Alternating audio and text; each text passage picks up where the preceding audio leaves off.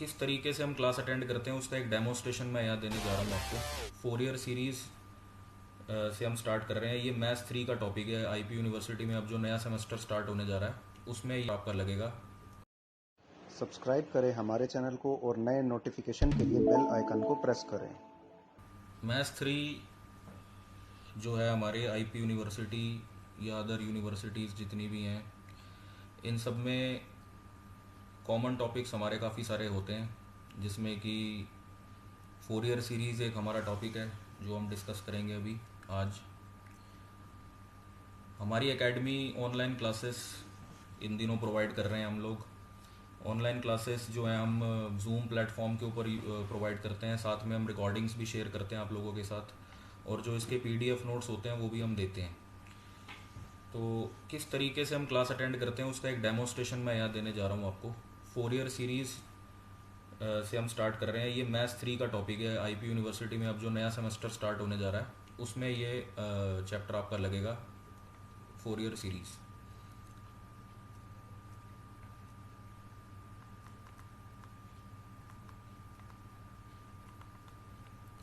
Fourier series देखो क्या होता है कि कोई भी एक मैथमेटिकल फंक्शन हम लेकर चलते हैं एफ। इस मैथमेटिकल फंक्शन की एक लिमिट हमें प्रोवाइडेड होती है, क्वेश्चन के अंदर ही हमें दिया होता है कि या तो ये लिमिट 0 से 2 पाई होगी या फिर ये लिमिट आपकी -पाई से पाई होगी। मतलब एक पीरियोडिक फंक्शन आपको दिया होता है जिसकी लिमिट या तो 0 से 2 पाई होती है या फिर -पाई से पाई होती है। तो हम इसको जो है as a Fourier series express कर सकते हैं। इसको हम फोरियर सीरीज़ कैसे एक्सप्रेस करते हैं, इसका एक ये फार्मूला होता है F X is equal to a0/2 plus sigma n going from 1 से infinity an cos nx plus bn sin nx। तो ये हमारी फोरियर सीरीज़ का फार्मूला होता है। जब हम इस फोरियर सीरीज़ को खोलते हैं तो ये एक इन्फाइनाइट सीरीज़ की तरह बन जाती है। इसमें a0, an और bn ये तीन हमारे फोरियर सीरीज़ कोफिशिएंट होते हैं, जिसमें कि यहाँ पर हम a0 को ऐसे निकालते हैं, देखो 1/पाई 0 से 2 पाई एफ एक्स डी एक्स। इस तरह से हम ये a0 निकालते हैं। अगर क्वेश्चन में आपको जैसे लिमिट प्रोवाइडेड है 0 से 2 पाई तो फिर यहाँ इंटीग्रेशन की लिमिट भी 0 से 2 पाई आएगी। लेकिन अगर आपको क्वेश्चन में प्रोवाइडेड है कि लिमिट -पाई से पाई है, मतलब इंटरवल अगर -पाई से पाई दिया हुआ है, तो फिर यहाँ पर इंटीग्रेशन की लिमिट भी आपको -पाई से पाई लेकर चलती है। 1/पाई इंटीग्रेशन 0 से 2 पाई एफ एक्स के साथ मल्टीप्लाई होता है cos nx dx। bn की वैल्यू होती है 1/पाई इंटीग्रेशन 0 से 2 पाई एफ एक्स के साथ मल्टीप्लाई होता है sin nx dx। अब याद रखना कि जब फोरियर सीरीज़ का क्वेश्चन हम करते हैं तो हमें उसको by parts, bye integration by parts से हमें उसको सॉल्व करना होता है। तो थोड़ा सा मैं इंटीग्रेशन बाय पार्ट्स के बेसिक भी यहाँ पर आपके साथ एक बार डिस्कस करता हूँ कि इंटीग्रेशन बाय पार्ट्स कैसे करते हैं, क्योंकि फोरियर सीरीज़ में कुछ स्पेशल तरह का इंटीग्रेशन बाय पार्ट्स होता है। जैसे मान लीजिए आपके पास एक फंक्शन है u और दूसरा फंक्शन है v। अब आप इसकी इंटीग्रेशन करना चाहते हो आप, ठीक है। इसको आप पहला फंक्शन कंसिडर कर लो u को, और v को दूसरा फंक्शन कंसिडर कर लो। तो बाय पार्ट्स आप ऐसे लगाओगे कि पहले को छोड़ो, दूसरे को इंटीग्रेट करो, फिर माइनस पहले को डिफरेंशिएट करो, दूसरे वाले को पूरे होल को दोबारा इंटीग्रेट कर दो, फिर प्लस का साइन, फिर u को एक बार और डिफरेंशिएट करो, फिर ये जो v है इसको एक बार और इंटीग्रेट कर दो। तो इस तरह से ये आपकी पूरा जब तक कि ज़ीरो नहीं आ जाता ये तब तक चलेगा। इसका एक एग्जांपल मैं आपसे डिस्कस करता हूँ। जैसे मान लो आपको ये बाय पार्ट से करना हो, मान लीजिए x² इंटू साइन nx, ठीक है, इस dx। इस तरह से मतलब आपको एक ये फंक्शन गिवन है जिसको आपने बाय पार्ट से करना है। तो बाय पार्ट से अब कैसे करेंगे, देखो ये पहला फंक्शन लेते हैं और ये दूसरा फंक्शन लेते हैं। तो बाय पार्ट्स लगाएंगे जब हम, तो हमें क्या करना है, जैसे मैंने अभी बताया आपको, पहले को छोड़ो दूसरे को इंटीग्रेट करो। जैसे x² को मैंने छोड़ा, साइन nx के इंटीग्रेशन की, साइन nx की जो इंटीग्रेशन होती है साइन एन एक्स की इंटीग्रेशन होती है minus cos N X, minus cos N X upon N, ठीक है। फिर माइनस का साइन लगाएंगे हम, एक्स स्क्वायर की डिफ्रेंसिएशन करेंगे 2x और इसकी इंटीग्रेशन पूरे होल की कर देंगे तो हो जाएगा minus sine N X upon में एक बार और एन आएगा तो दैट्स वाई एन स्क्वायर हो गया। फिर प्लस का साइन इसकी डिफ्रेंसिएशन करेंगे हम, 2x की डिफ्रेंसिएशन हो गई 2। फिर हम इस पूरे होल की इंटीग्रेशन करेंगे तो साइन की माइनस कॉस होती है, माइनस माइनस प्लस हो जाएगा तो it will become cos N X divided by N cube. अब ये यहीं पर ही ख़त्म हो जाता है, इसके बाद नहीं करना होता हमें, क्यों? क्योंकि ये 2 कांस्टेंट हो गया यहाँ पर। तो जब कांस्टेंट की आप डिफ्रेंसिएशन करोगे तो वो ज़ीरो होती है। तो इस तरह से हमें बाई पार्ट्स लगाना होता है। इसमें जब भी लिमिट लगती है तो हम या तो लिमिट 0 से 2 पाई लेते हैं या फिर मान लो माइनस पाई से पाई लेते हैं। उस केस में अब ये चीज़ें भी याद रखना ज़रूरी है कि कभी जैसे आपको साइन एन पाई आ जाए तो साइन एन पाई याद रखना 0 होता है। कभी आपको अगर क्वेश्चन में आ जाए कि कॉस एन पाई की वैल्यू याद रखना -1 की पावर n होती है। कभी आपको आ जाए कॉस 2n पाई तो कॉस 2n पाई को आप याद रखेंगे 1 होता है। साइन 2n पाई ये 0 होता है, कॉस 0 1 होता है, साइन 0 0 होता है। तो इस तरह से हम फोरियर सीरीज का क्वेश्चन कर सकते हैं। मैं एक एग्जांपल लेता हूँ अब आपके साथ। मान लीजिए ये एक क्वेश्चन प्रोवाइडेड है जिसमें कि आपको एफ एक्स दिया हुआ है, एफ एक्स की वैल्यू आपको दी हुई है एक्स माइनस एक्स स्क्वायर, ठीक है। और साथ में इंटरवल आपको दिया हुआ है माइनस पाई से प्लस पाई। अब आपसे ये कह रहे हैं कि एक तो आप इसकी फोरियर सीरीज निकालो, ठीक है ना, मतलब क्वेश्चन में लिखा हुआ है फाइंड इट्स फोरियर सीरीज। तो पहला काम तो हमें यही करना है कि हमें इसकी फोरियर सीरीज निकालनी है और साथ में ये शो भी करना है।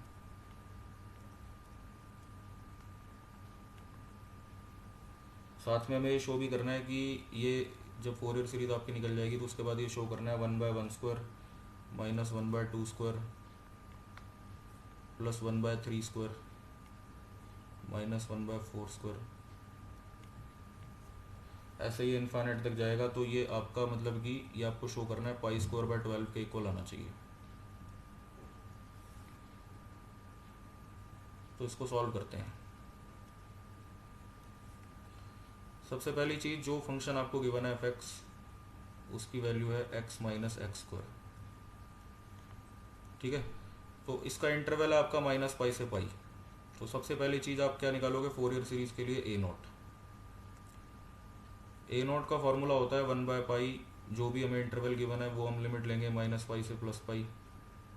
एफ एक्स की वैल्यू डाली आपने x माइनस x², साथ में dx। अब जब आप इंटीग्रेशन ओपन करते हो तो यहाँ पर आपके पास आता है 1/पाई इंटीग्रेशन माइनस पाई से प्लस पाई। तो यहाँ पर पहले x आएगा x dx जब मैं इंटीग्रेशन ओपन करूँगा, फिर उसके बाद आएगा 1/पाई माइनस पाई से प्लस पाई और साथ में यहाँ पर आएगा x² dx। यहाँ पर ये बात याद रखनी ज़रूरी है कि ये जो आपका x है ये एक ऑड फंक्शन है, ठीक है ना, ऑड फंक्शन है। ये ऑड फंक्शन की प्रॉपर्टी होती है, इनके अंदर से जो है ना माइनस आराम से बाहर आ जाता है। जैसे अगर x माइनस एक्स क्यूब करें अगर हम, तो ये माइनस आराम से बाहर आ जाएगा।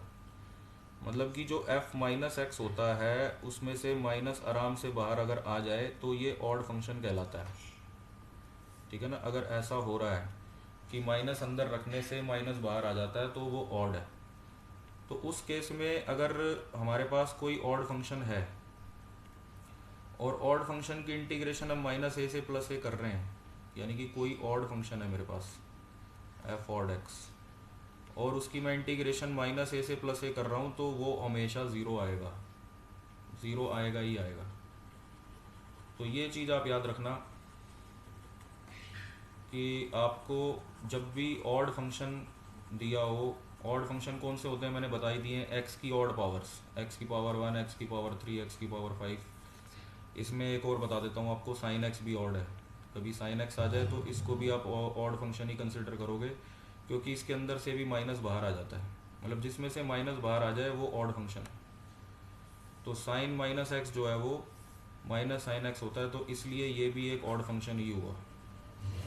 ठीक है, तो अब हम ये देखते हैं कि ये जो यहाँ पर ये इंटीग्रेशन एक्स डी एक्स यहाँ पर लिखा है, ये एक तरह का ऑड फंक्शन है और साथ में इसकी इंटीग्रेशन माइनस ए से प्लस ए हो रही है, तो इसको हम सीधा सीधा ज़ीरो लिखेंगे। तो ये तो पहली इंटीग्रेशन तो सीधा सीधा ज़ीरो हो गई। अब मैं आपको एक इवन फंक्शन की बात भी बताता हूँ।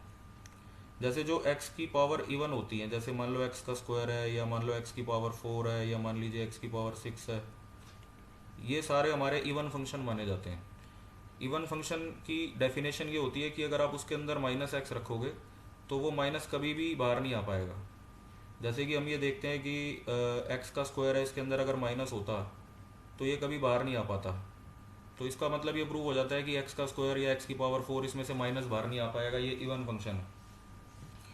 इवन फंक्शन जो होते हैं इनकी भी एक प्रॉपर्टी होती है इंटीग्रेशन की, जैसे ऑड फंक्शन की मैंने बताई, वैसे ही इवन की भी प्रॉपर्टी होती है। इवन फंक्शन की प्रॉपर्टी ये होती है कि अगर आप इवन फंक्शन की इंटीग्रेशन करते हो माइनस ए से प्लस ए, मतलब आपको पता है कि ये फंक्शन इवन है, ठीक है, तो इसको आप ऐसे ट्वाइस करके लिख सकते हो, ट्वाइस ऑफ जीरो से A F x D x, ऐसे लिख सकते हो ट्वाइस करके। ठीक है, तो वो वाली प्रॉपर्टी यहाँ लगेगी, ये सेकंड वाले में। ये जो मैंने प्रॉपर्टी बताई ना ट्वाइस वाली, ये प्रॉपर्टी यहाँ लगेगी, ये जो सेकंड इंटीग्रल है इधर यहाँ पर, क्योंकि यहाँ पर एक्स का स्क्वायर है, ये इवन है, ये इवन फंक्शन बनता है, तो इसलिए मैं इसको ऐसे ट्वाइस करके लिख देता हूँ, ट्वाइस। और ये 1/पाई तो पहले से ही था, लिमिट 0 से पाई एक्स स्क्वायर डी एक्स। अब आप ये देखो कि एक्स स्क्वायर की इंटीग्रेशन क्या होगी, एक्स स्क्वायर की इंटीग्रेशन होगी x³ 3। हमें लिमिट पुट करनी है, तो -2/पाई ये तो बाहर ही रहने दो, तो लिमिट पुट करते हैं, upper limit π³ 3 minus lower limit 0³ 3। So a0 is equal to आ गया -2/पाई इंटू π³/3। तो यहाँ पर ये पाई से पाई कट गया, तो a0 आपका बनता है -2π² 3। तो इस तरह से हमने ये a0 की वैल्यू निकाली।